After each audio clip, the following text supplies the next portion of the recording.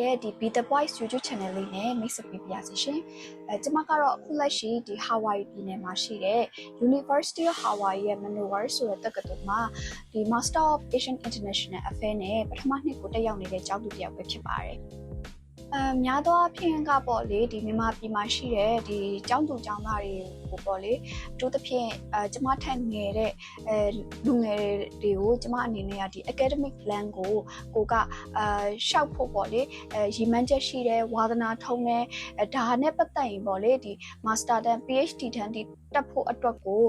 အိမ်မက်ရှိတယ်ဆိုတော့ဒီကျောင်းသားကျောင်းသူတွေအတွက်ကိုအဓိကရည်ရွယ်ချင်ပါတယ်ဆိုတော့ဒီ channel နဲ့ဒီ channel မှာဆိုလို့ရှိရင်အခုလက်ရှိကျမတက်နေတဲ့ major အပြင်မှာပေါ့လေဒီ American ပညာရေးစနစ်ကဘယ်လိုအခြေအနေရှိလဲကိုက American ပညာရေးစနစ်နဲ့ပတ်သက်ပြီးတော့ရင်းနှီးခြင်းနဲ့ကျွမ်းဝင်ခြင်းနဲ့ဆိုလို့ရှိရင်ကျမရဲ့ channel ကိုစောင့်ကြည့်လို့ရတယ်ပေါ့လေနောက်တစ်ခုကတော့ဒီပညာသင်ဆုထောက်ပံ့ကြေးပေါ့လေကျမဆိုလို့ရှိရင်ဒီထိုင်းနိုင်ငံ Rajat University မှာလည်းဒီ Chinese Scholarship နဲ့ဒီကျမရဲ့ Bachelor တန်းကိုပြီးခဲ့တယ်ပေါ့လေအဲ့ဒီကနေမှကျမကဒီ Hawaii ပြည်နယ်ကဒီ University of Hawaii ရဲ့ Manoa မှာဒီ East-West Center ကပေးတဲ့ Graduate Degree Fellow နဲ့ပေါ့လေအဲ့ဒီပညာသင်ဆုထောက်ပံ့ခြင်းနဲ့အခုလက်ရှိမှာကျောင်းတက်နေတာပဲဖြစ်ပါတယ်ဆိုတော့ဒီနောက်တစ်ပိုင်းဖြစ်တဲ့ဒီပညာသင်ဆုထောက်ပံ့ခြင်းနဲ့ပတ်သက်ပြီးတော့ကိုယ့်အနေနဲ့ဘာတွေပြင်ဆင်ရမလဲဘာတွေလိုအပ်လဲဘာတွေဖြည့်ဖို့ရှိလဲပေါ့လေဆိုတော့အဲ့ဒီအချက်လက်နဲ့ဆိုင်တဲ့အရာတွေကိုကျမအနေနဲ့ပြန်လည်မျှဝေသွားခြင်းလိုပဲဖြစ်ပါတယ်ဆိုတော့ဒီ channel မှာတော့အဓိကအားဖြင့်ပညာရေးနဲ့လူငယ်တယောက်အနေနဲ့ပေါ့လေကိုသွားချင်တဲ့ကိုရည်မှန်းထားတဲ့ပညာရေးလမ်းကြောင်းကိုဘယ်လိုမျိုးသွားရမလဲဘယ်လိုချင်းကပ်ရမလဲပြီးတော့ဒီဟာနဲ့ပတ်သက်တဲ့အရာတွေကိုဘယ်လိုမျိုးကိုအနေနဲ့ပေါ့လေ independently ဘယ်လိုမျိုးရှာဖွေရမလဲဆိုတဲ့အရာတွေနဲ့ပတ်သက်ပြီးတော့ကျမရဲ့လေ့လာထားသမျှကျမဖြတ်တန်းခဲ့ရသမျှပေါ့လေတည်သမျှမြင်သမျှအရာအလုံးကိုဒီ channel ကနေတဆင့်ပြန်လည်ပြီးတော့မျှဝေသွားခြင်းလို့ပဲဖြစ်ပါတယ်ကျမရထားတဲ့ဒီပညာသင်ဆုထောက်ပံ့ခြင်းအပြင်မှာပေါ့လေဒီကျောင်းမှာရှိတဲ့တခြားစိတ်ဝင်စားစရာကောင်းတဲ့major တွေနဲ့ပတ်သက်ပြီးတော့ဒီမှာကျမသိတဲ့တငယ်ချင်းတွေအသိမိတ်ဆွေတွေနဲ့ပတ်သက်ပြီးတော့လည်းဒီ interview session တွေကိုလည်းကျမမျှဝေပေးသွားဖို့ရှိပါတယ်နောက်ထပ်ပြီးတော့မှဒီကျောင်းအပြင်မှာပေါ့လေနိုင်ငံအသီးသီးမှာရှိတဲ့ဒီကျောင်းသားကျောင်းသူတွေပေါ့လေဒီပညာသင်ဆုထောက်ပံ့ခြင်းအသီးသီးရထားတဲ့သူတွေနဲ့လည်းကျမကဆွေးနွေးမေးမြန်းသွားမှာဖြစ်မှာမို့လို့ပေါ့လေဒီ channel ကိုစောင့်ကြည့်ပေးဖို့ဖိတ်ခေါ်ချင်ပါတယ်ရှင်ဆိုတော့နောက်ထပ်အစီအစဉ်တစ်ခုဖြစ်တဲ့ဒီ Master Scholarship Application နဲ့ပတ်သက်ပြီးတော့ကျောင်းသားတယောက်အနေနဲ့ပေါ့လေတည်ထိုက်တဲ့အရာတွေနဲ့ပတ်သက်ပြီးတော့ tips တွေကိုကျမအနေနဲ့ပြောပြသွားပါမယ်ရှင်ဆိုတော့ဒီ Master Application ကိုပြင်ဆင်မယ်ဆိုလို့ရှိရင်ကျမကတော့နှစ်ပိုင်းခွဲထားတယ်ပေါ့လေတစ်ပိုင်းကတော့ကိုဘာသာကိုကြိုပြီးပြင်ဆင်လို့ရတဲ့အပိုင်းရယ်နောက်တစ်ပိုင်းကတော့ဒီ application တွေစဖွင့်ပြီးဆိုလို့ရှိရင်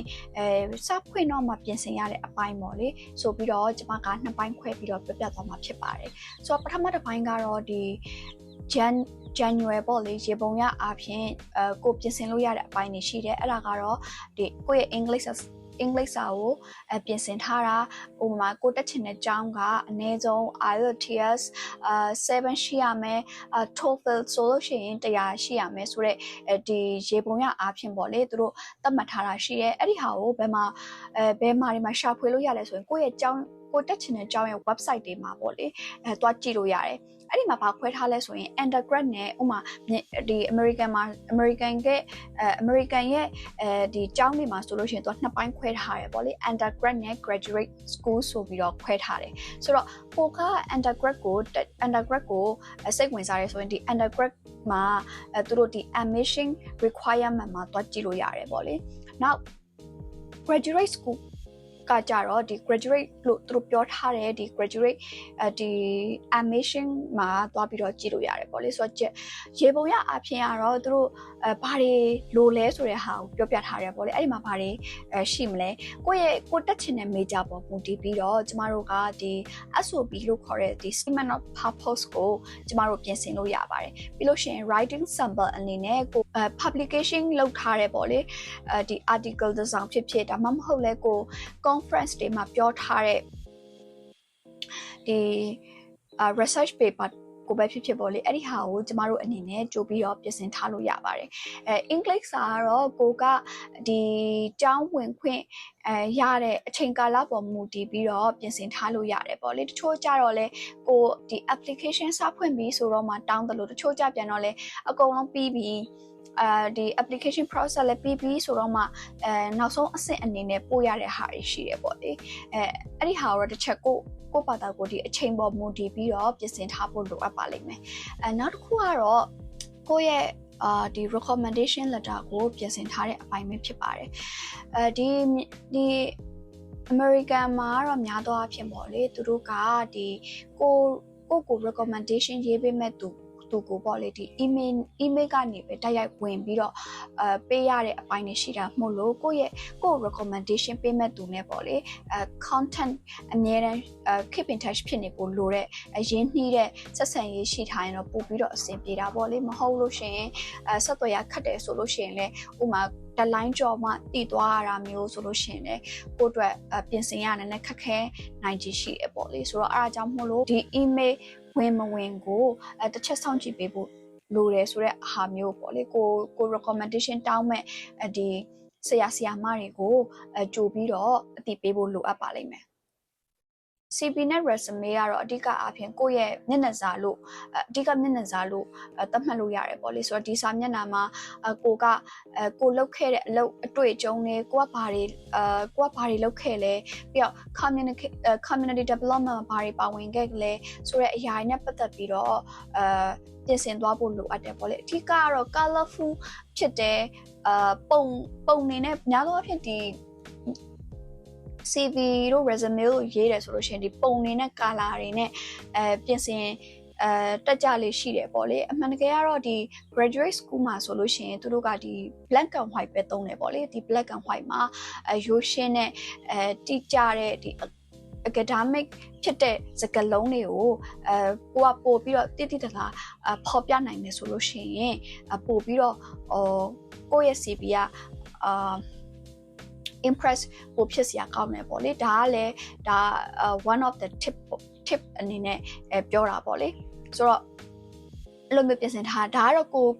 ဖက်ပိုင်းကနေကြိုပြီးပြင်ဆင်လို့ရတဲ့အပိုင်းတွေပေါ့လေဆိုတော့ statement of purpose ဆိုတာလေကိုတက်ချင်တဲ့ကျောင်းပေါ်မူတည်ပြီးတော့ကိုတက်ချင်တဲ့ major ပေါ်မူတည်ပြီးတော့ကြိုပြင်ထားလို့ရတယ်ပေါ့လေဆိုတော့ကိုရဲ့ department က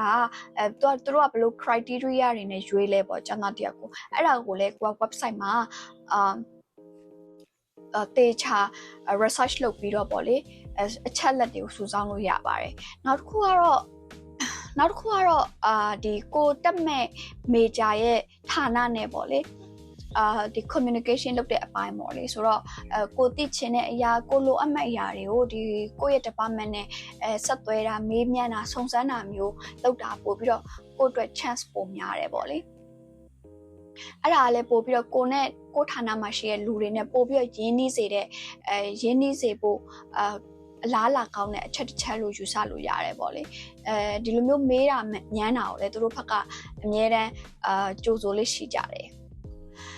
နောက်တစ်ပိုင်းကတော့ applications ပြင်ဆင်တဲ့အပိုင်းပေါ့လေ application ကတော့များသောအားဖြင့်ဒီမှာspring ရယ် fall ရယ်ဆိုပြီးတော့ရှိရပေါ့ဆိုတော့ဒီ semester နှစ်ခုမှာများသောအားဖြင့်ဒီ fall ပေါ့လေ fall semester မှာဆိုလို့ရှိရင်တို့ကဒီ August ဆိုလို့ရှိရင်ဒီ American ကကျောင်းတော်တော်များများတော့မဟုတ်ကျောင်းအများစုအကုန်လုံးဟာပေါ့လေဒီ fall မှာfall ရယ် August မှာစကြတယ်ပေါ့လေဆိုတော့ fall မတိုင်ခင်မှာကိုကပြင်ဆင်ထားဖို့လိုတယ်သူတို့ကလည်းဒီ early admission နဲ့ late admission ဆိုပြီးတော့ရှိတယ်ပေါ့လေဆိုတော့ကိုက early admission ကိုကြိုပြီးတော့ပြင်ဆင်နိုင်တယ်ဆိုလို့ရှိရင် scholarship ရဖို့ပို့ပြီးတော့ chance ပိုများတယ်ပေါ့လေဒါကတော့ one of the tips ပေါ့နောက်တစ်ခုကတော့ဒီမှာ online application တွေများတယ်ပေါ့လေဆိုတော့ online application ဖြစ်တဲ့အတွက်တစ်ခါလေကြာလို့ရှိရင်အရင်စိတ်ဖိစီးမှုများတယ်ပေါ့လေဒီဟာတေးနဲ့ရေးရတဲ့ဟာတွေရှိတယ်ပြီးလို့ရှိရင်ကိုရီနဲ့ပေါ့လေအရင် familiar ဖြစ်မနေဘူးပေါ့လေဒီ online application system ဖြစ်မနေတဲ့ခါကျတော့ကျမအကြံပြုချင်တာကတော့ဒီကျောင်းရဲ့ website ကို ခဏခဏဝင်ကြည့်တာမျိုးပြီးလို့ရှိရင်အချိန်ရလို့ရှိရင်ပေါ့လေဒီ application process ကဘယ်လိုပုံစံမျိုးတွေနဲ့သူတို့ခေါ်ထားလဲဘယ်လိုပုံစံမျိုးတွေလုပ်ထားလဲကိုယ့်ဘက်ကဘာတွေကြိုပြီးတော့ပြင်ဆင်ထားလို့ရမလဲဆိုတဲ့ဟာမျိုးကိုရင်းနှီးနေအောင်လို့ပေါ့လေဝင်ကြည့်ဖြစ်တယ်ဆိုလို့ရှိရင်ကိုကတကယ်ဒီ application ကိုဖြည့်ရတော့မယ့်အခါကြာလို့ရှိရင်ပို့ပြီးတော့အဆင်ပြေစေတယ်ပေါ့လေဒါကတော့ကျမလုပ်ခဲ့တဲ့ပုံစံမျိုးပေါ့လေဆိုတော့နောက်တစ်ခုကတော့လိုအပ်တဲ့လိုအပ်တဲ့စာရွက်စာတမ်းတွေကိုပြင်ဆင်တဲ့တစ်ပိုင်းပေါ့လေဆိုတော့အဲ့ဒီအပိုင်းမှာကြတော့ဒီ online application မှာကျမတို့ကလိုအပ်တဲ့သူတို့တောင်းတဲ့ဒီ document တွေကိုကျမတို့ကတင်ပေးလိုက်ရတယ်ပေါ့ဆိုတော့ရှောက်တဲ့အကြောင်းကကိုဒီလိုအပ်တဲ့စာရွက်စာတမ်းတွေပေါ့လေအထူးသဖြင့်ဒီတောင်းနဲ့ပတ်သက်တဲ့စာရွက်စာတမ်းတွေကိုတောင်းလာပြီဆိုလို့ရှိရင်ကိုအနေနဲ့ကဘာလုပ်ရမလဲဆိုလို့ရှိရင်ဆိုတော့ပေါ့လေကိုကအင်္ဂလိပ်စာဌာနကကျောင်းသားတစ်ယောက်ဖြစ်တယ်ဆိုလို့ရှိရင်ကိုကအင်္ဂလိပ်စာဌာနကိုတွားပြီးတော့မှဒီကျောင်းရဲ့ကိုလျှောက်ထားတဲ့ကျောင်းရဲ့လိပ်စာပါတဲ့ဟာကိုပြောပြီးတော့ဒါပို့ပေးရမယ်ပေါ့လေဆိုတော့ပို့ပေးပါဆိုပြီးတော့ကိုကအဲ့လိုပုံစံမျိုးနဲ့လုပ်လို့ရတယ်ပေါ့လေအဲ့ဒီဟာတော့နည်းနည်းလေးရှုပ်တယ်ပြီးတော့သူတို့ကဒီဖက်ကျောင်းကကိုတက်ခဲ့တဲ့ကျောင်းကနေပြီးတော့ကိုရှောက်မဲ့ကျောင်းကိုဓာတ်ရိုက်ပို့ပေးစေချင်တာပေါ့လေဆိုတော့တခါတလေမြန်မာပြည်ကကျောင်းတွေကကြတော့ဒီ email system ရှိဘူးပေါ့လေ email နဲ့ပို့တဲ့ဒီ soft copy system ရှိတဲ့ခါကြတော့ကျမတို့ကဒီ post office ကနေပဲဓာတ်ရိုက်ပို့ရတဲ့ဟာမျိုးပဲသုံးလို့ရတယ်ပေါ့လေဆိုတော့အဲ့ဒီဟာတော့နည်းနည်းလေးကတိတယ်ပေါ့လေဆိုတော့အဲ့ဒီဟာကိုလည်းကြိုပြီးတော့ပြင်ဆင်ထားဖို့အတွက်ကိုစဉ်းစားထားရမယ်ပေါ့လေဆိုတော့အဲ့ဒီဟာတွေရှိမယ်ပေါ့ဆိုတော့ကြောင်းရပြီဆိုလို့ရှိရင်အဓိကအဲ့ဒီဟာတွေဒီအထူးသဖြင့်ဒီ document နဲ့ပတ်သက်တဲ့ဟာတွေတော့လိုအပ်မယ်ပေါ့လေဆိုတော့ဒါကတော့ရေပုံရအားဖြင့်ပေါ့လေကိုကဘယ် major ပဲရှောက်ဘယ်ကျောင်းပဲရှောက်အထူးသဖြင့်ဒီAmerican ကကျောင်းကိုရှောက်မယ်ဆိုလို့ရှိရင်ဒါကသူ့ရဲ့လောက်ရတဲ့ process တွေကိုကျွန်မကရေပုံရအဖြစ်ပြောသွားတာပဲဖြစ်ပါတယ်ဆိုတော့နောက်ပတ်တင်မှာတော့ကျွန်မကအခုကျွန်မတက်နေတဲ့ကျောင်း